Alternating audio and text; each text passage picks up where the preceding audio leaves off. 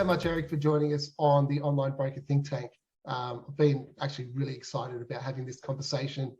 And this is the first time we've met, but I feel like I kind of already know you, being like fanboying from afar somewhat. I guess following, probably my first time I came across Quickli was just reading people's comments on finance and coffee. And then quickly trying to work out why people were so excited, and then had to play around with it myself and spoke to a few brokers that I work quite closely with, and they were just like, this is the best thing. So look, it's exciting for me to get a chance, I guess, to talk to you and hear a little bit more about your journey on how you got there, and why you built what you built. But probably just to kick us off, can you just tell us a little bit about who you are, what your experience has been, what your relationship is to the industry at the moment? Yeah, sure. Cool. Thanks for having me on.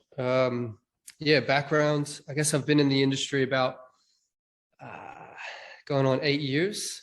Started off as sort of an in-house broker for a property investment company. And yeah, they sort of showed me the ropes. And shortly after that, switched over to Connective. So worked with Connective for a little while. And I'd say about 5-6 years ago, finished up with Connective, went out on my own. Became a self-employed broker, and that was really cool. Just saw a bunch of really good people in the industry doing some great things. And I think it suited my personality type to, sort of embrace the people I could be doing life with, in a way, in the industry. And so thanks to Connective, I got to see a lot of those people and meet a lot and make friends with a lot. And all it really did was kind of motivate me to go out on my own and be amongst it. And that was, I guess, 6 years ago now, and have been doing it ever since and loving it. But yeah, now with, like you said, Quickli, things have definitely taken a sharp turn. I can't pretend I'm writing too many loans these days. My interest is a little divided, but yeah, it's been awesome. Look, I think it's a really great story, and it's not too dissimilar to mine. So I actually originally started off in banking, which we don't talk about before moving over into third party. But my background was as a business coach, self-employed business coach for a period there, and then working for aggregation groups and franchise groups. And similar to yourself, having that inside view and just going, well, I know where the cool people are, and I know where I want to be situated. Until for me, I found a great brokerage that I could be a part of, and really, get my hands dirty. And even this platform really it's about promoting the broker's voice back into the industry, and the innovation that really comes, and best practice that comes out of brokerages. And I've got a strong belief that one is that it's actually, we don't need to sit here and wait for disruption to happen, but we can disrupt ourselves, first of all. And second, that the best solutions for brokers will come from brokers. Those people are experiencing this every day. And I've seen it firsthand in my coaching. Sometimes I think actually, as a business coach, I've got very little to offer other than examples of other brokers I've spoken to. Where I say, well, I don't, this person's doing that, or that person's doing that. But I've really found that. And I think your story is a great story that has really, I guess, proves that.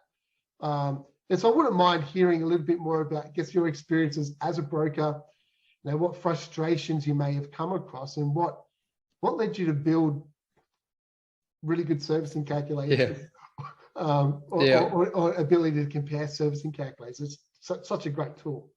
Yeah, it's funny you talk about disruption. I feel like this industry, if you don't disrupt your own business, the industry will find a way to do it for you. And I think, we all would have probably done more volume over the last couple of years than any of us did prior to that. And it was the same story for me, and things got really hectic in such a good way, but yeah, just really hectic. And I found that my systems and my procedures and all that were starting to break down a bit. the volume and it was there, and maybe the manpower really wasn't. So we had a look at sort of where the bottleneck was. And so maybe taking a step back, I've got a background in engineering. So that was back when I lived in the States, and got a degree in naval architecture and marine engineering, and never touched it since. So there's a very technical side of me that loves a good system and structure, and loves being able to solve the problem that most people are seemingly avoiding trying to solve. And when we were looking at the bottleneck for us, it was this preliminary assessment stage where the leads were coming in, but we couldn't get the recommendations out fast enough because of all the work that goes into making a proper, bid compliant recommendation. With everything, there's the document collection and the servicing calculators and calling BDMs to workshop policy and waiting on callbacks and product comparisons, funds to complete calculators, right? So there's just so much stuff that we're doing just to get a product recommendation out the door. And for me, it reached a point where I said, man, it should not take this long. It shouldn't be this hard. And I guess that was kind of the birthplace of Quickli for us. By no means is it a brand new idea. I think many of us listening to this right now would know that our aggregators have a version of Quickli existing inside of the CRMs. But for us, it was all about making something that was reliable and making something that would have enough value to where people would spend a little bit of money on, making it a key part of their workflow and of their business. That's probably what helped motivate Quickli more than anything, was just this bottleneck of preliminary assessment work. Which is, like one of the things I've seen in reflection, and I've introduced a few brokers to Quickli, is many times even a great CRM or great program overlooks, or I'll even say compliance, or running into danger here. We kind of forget that there's a human who's actually interacting with this system and actually applying their experience and their knowledge and their expertise. And I know when Best Interest Duty first came out, probably the brokers I've struggled with the most in helping them make some changes were those who were most experienced. And I was like, you mean I've got to get out of my head onto paper what I know that I just know? Now I have to actually demonstrate that I know it. I've seen like a tool like Quickli it's almost been an extension of good quality brokers thinking and just helping them to get to that answer quicker based on what they already know. So it's not just a tool, it's not just a compliance tool, it's not just a tool to help a customer. It's just a tool to help brokers extract what's already in their head out as well. I was thinking this, I just love that aspect of it. And I've seen many brokers almost use it as a tool that they can play with even when they don't have a customer, to help them generate ideas, run scenarios in their head, work out what's actually happening, or what lenders have an appetite for what, which is, rather than originally, pulling up some sort of long form credit policy and starting to read policy or something. Like that. And we had some brokers in the early days raise the question, do we feel like Quickli will try to push out the need for the broker in that sense? If we're doing all the work for the, that typical question, that's not anything new. But for us, it gave us some pause for a second, but really only a brief second, because I strongly believe that in no way, shape, or form is a platform like Quickli ever going to eliminate the broker. To me, it's only going to complement the broker service in a very powerful way. I think it's already proving that. We perhaps underestimated how many people were, going to share their screens when they're interacting and using Quickli, and I love that, because we started doing that in our own practice with the amount of customers. I mean, they were kind of guinea pigs for me in the early days, because no one knew that Quickli existed except for us in-house. And I've started telling my customers about what it is and what it does, and how it kind of peels back the curtain on showing what assessment rates are, but not just explaining it, but actually showing them a visual of the impact it's having, or a visual of what a credit card's doing to their borrowing capacity. Or, there's 100 different examples where when you can put that on a screen for them to see and digest, and, in real time, just be able to point to stuff, it just opens up their eyes to say, whoa, this is, well, enlightening, first of all, but I'm so glad you showed me this. It just adds a lot more credibility to that conversation, rather than, me just on the phone telling them a bunch of this stuff across 20-30 minute conversation. And they just have to kind of take my word for it that these servicing calculators really are as conservative as I'm claiming they are. So I think, there's a very, the concept behind what we were doing with Quickli in the early days was multifaceted. And that became one of them pretty quickly. Was we wanted to use it as a place to educate, almost, educate and enlighten the customers we were dealing with. I find that fascinating. And I came out of a conversation this morning with our exec team, and one of the people on our board own a great international marketing and branding business out in New Zealand. They consult to some of the biggest digital platforms in finance around the world. And he was talking about the difficulty some people have with when they go digital, they think transaction and they forget customer experience. Where a digital offering or anything that is automated, it doesn't work unless it's actually enhancing the customer experience that is a person evolving. So either one or two things can go wrong. Either people have a great digital experience, and then in the middle of that experience, they get handed over to a person who's an umpty and destroys the experience, which I've seen with some organizations. Or what actually happens is, and this is where I think the future for mortgage brokers are going, is if you think your skill set has been your ability to fill out forms and do servicing calculators and navigate through the I guess minefield that is lender policy. If that's your skill set, I'd say in 2 years' time, as we're entering into a digital world, 2 to 5 years' time, you're going to need to change your skill set, because yes, sure, some of that is going to be replaced by technology and automation. But your ability to take a customer on a journey and really explore their needs and educate them and give them a great experience around actually them understanding what their needs are and why the solution that you're selling them hits home and hits the mark. Technology is a great enhancer of that. And you're talking about what Quickli can do, where you actually can open up in front of the customer and actually show and demonstrate what's going on and why they actually need you. Because you're the one who understands these things and can actually give context to it, and how that actually applies to them. In a complete digital world, they don't get that explanation. They can go interact with the technology, but it doesn't give it, there's no one giving it meaning. And that's why I'm a big believer that the future doesn't belong to digital, it belongs to digital plus broker. It's having 100%. That combination. There'll be some people who love digital. I think 5-10% of the market will still use digital, a direct digital offering. But I think what we need to be aware of, and that's why we're having this conversation, is that digital plus broker definitely beats broker.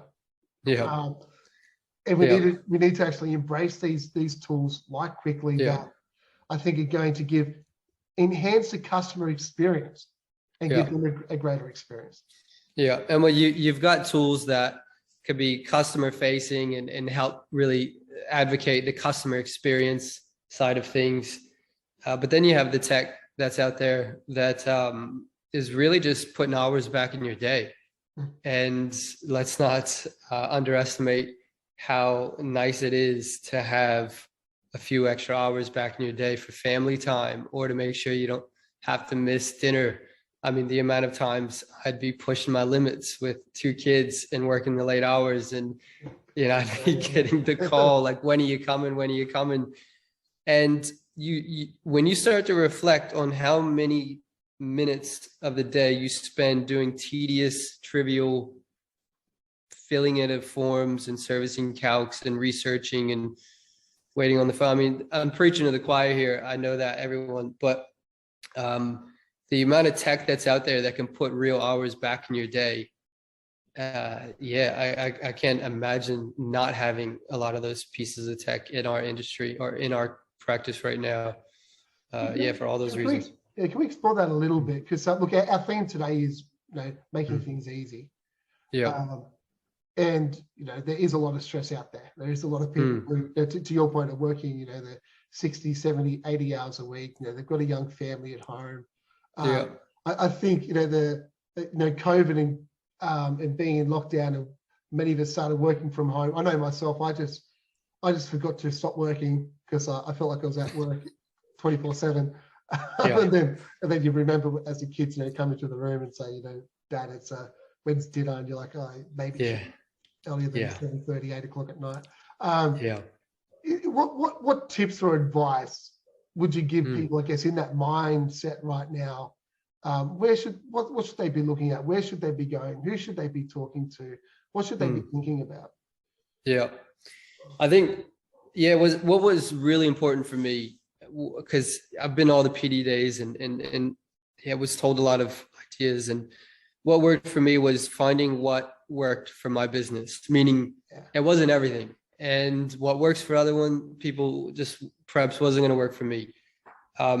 So my first bit of advice is just find out what works for you, because it may not be the same as everybody else's solution. But with that said, what really worked for us, well before Quickli existed, was Slack. So I know that Slack is widely used around the world, perhaps not so much in the mortgage broking industry. But it's been an absolute game changer for us. I can't imagine anyone doing, I don't know, it's not even huge volumes. Let's say like you're working on 10 to 20 active deals, right? At any stage in the pipeline, just 10 to 20 active deals at once. You need to have something like Slack. And why not use the platform that's the most popular in the world? Slack allows you to just put each one of your customers in their own channel, like their own little group text message chat with your staff. So it doesn't matter if you have 1 staff or 10 staff, whoever you're collaborating with in your office around each deal, when you can just have the screen open on your page and you can just communicate, because we all know how busy we are, and the amount of times you just rapid fire questions and answers with your team on certain status updates for certain deals or whatever it might be, when it all lives in a neatly categorized way, it took a real burden off of us trying to manage the workload. So that's practical. Sherlock's making headway. I know Sherlock's doing great things. We haven't yet implemented them because I've been overwhelmed with other things. So it's been a little while since I've implemented new tech. But I know Sherlock is saving people a lot of time and energy and producing big wins for their clients. Loom, that's actually something I just got a part of. In the last 2 years, if there's one thing this pandemic's been great for, it's getting all of us comfortable with video calls. Like the idea of telling a client 3 years ago, hey, I'm not really going to be able to meet you at that coffee shop, but let's just jump on a video call for the first time ever meeting. You're a new lead, but let's do it. It's okay. That would have been strange 3 years ago. And now it's the norm. And for that reason, it's made me and probably a lot of other people a lot more comfortable doing a video recording and sending that to people. So, in our case, it's often we're sending these video recordings internally to explain things and create demo videos or whatever. But there's no reason why brokers can't use Loom to create these nifty little 2-3 minute videos just explaining stuff instead of having to type out some lengthy email that may or may not get misinterpreted. So Loom's actually probably a really good handy thing now. 100%. I've recently embraced Loom. even if you think of the old policy and procedure guidelines that people used to write up and leave in a drawer somewhere, no one ever used to look at it because, let's be honest, you never have time to update them anyway. It's so much easier just to shoot a Loom video and say, okay, this is our process for, okay, it's filling out a fact find, and you record it once and it's there. And if you ever need to change it, you just, next time you have to do one, you just record it again. And you just have a library of videos rather than, reams and reams of paper sitting in a drawer somewhere. It's been an absolute godsend. I'll do a shout out to, I guess, Broker Engine and Trello as well. You're talking about Slack, some other similar systems people are using. I've only just started to look at Slack myself, actually. I was looking at another program called Rundle for some customer interactions, and the person who I was talking to said, well, look, yes, I can show you Rundle, but you should also be looking at Slack. There's a reason why it's as popular as it is. So great tip. Well, I'll get back to just quickly on what you're doing. Just tell us a little bit more about Quickli, what it actually does, why brokers should, I guess, engage with it. And I'm just putting it out there. I'm a huge fan. It's such a one of those small little problems that you didn't know was a problem until someone came up with a solution. And it's changed. It's absolutely changed the way that a lot of the brokers I work with interact. Yeah, cool. Quickli in the early days was met, and rightfully so, with a lot of skepticism by any new customer who would hear about it and jump on the platform. And still is today, I'm sure, by a lot of customers. But simply put, Quickli is just solving the servicing calc dilemma that we all face by bringing in, we're over 24, so we're up to, I think, 24 lenders now on the platform, where you put in a single set of inputs and we deliver 24 lender results right there on the screen. The thing about Quickli is that nothing about it is designed to be generic or just this standard approach to doing complicated things. It was uniquely built to specifically replicate each lender's methodology and each lender's results. And we have a lot of pride in that statement. It's a bold claim when we often throw out this perfect accuracy title, but we stand by it. And by no means are we infallible. This is, we're all human, and building tech is extremely hard. So we've missed stuff and we've made mistakes, but I think that's okay. Our customers have definitely proven that they're okay with that. What matters most, I believe, is not that we're not infallible. I think it's that we care enough to fix these bugs and these problems and make things better really quickly. We don't delay. We're not distracted. We're not saying, no, we've got other things to worry about, just deal with it. It's 96% accurate. You'll survive. Like, none of that. It's like, if it's not perfect, we jump all over it that moment. And we have a whole team in place that are handling, we've got a handful of developers who are building it, and then a handful of quality control team members who are maintaining all the rates, calculators, policies, and constantly getting the lender communications and making adjustments accordingly. So that's it in a nutshell. We're just solving that servicing calc headache. That was sort of Rev 1, if you will. It's early days for us. We've only been live since October last year, so eight months. We've recently seen some comments as well on Finance and Coffee. Someone says, I can't believe I'm just hearing about this. And in my mind, I'm like, well, we're not even a year old yet, so you're all right. Like, you're forgiven. I felt the same way. Yeah, I was like, how come no one told me? So, No, we so October last year was when we went live, and so we are 8 months now, and blown away by the enthusiastic feedback. Like, people are so positive. Like, we get so many unsolicited emails from people who are replying to our marketing update, just a standard marketing update, who reply back saying, OMG, I cannot believe how much I love this thing. So stuff like that, it just kind of reaffirms what we're doing and how much we love what we're doing. And we're up to 1,800 happy customers now. With plans and hopes to grow that into who knows, maybe a 5-digit number. As ambitious as that sounds, we just think that it's a platform that's solving a problem that every broker has. It doesn't matter if you're a new to industry one-man band or a 20-year veteran writing huge volumes. Every single one of us have to deal with servicing calcs and other parts of the prelim journey. And we plan on solving the full prelim journey in the near future. Which is brilliant. Look, I have no doubt that you will definitely get to the figures that you're wanting. Like I'm hearing talks from like conversations I'm having with other heads of aggregation, everything else, and everyone's like, well, what do we do with this? How do we implement it? And the momentum's there. It's fantastic. As I've said before, it's just such a great example of the solution coming from the people who deal with the problem. No one understands it better than the brokers on the front line dealing with it.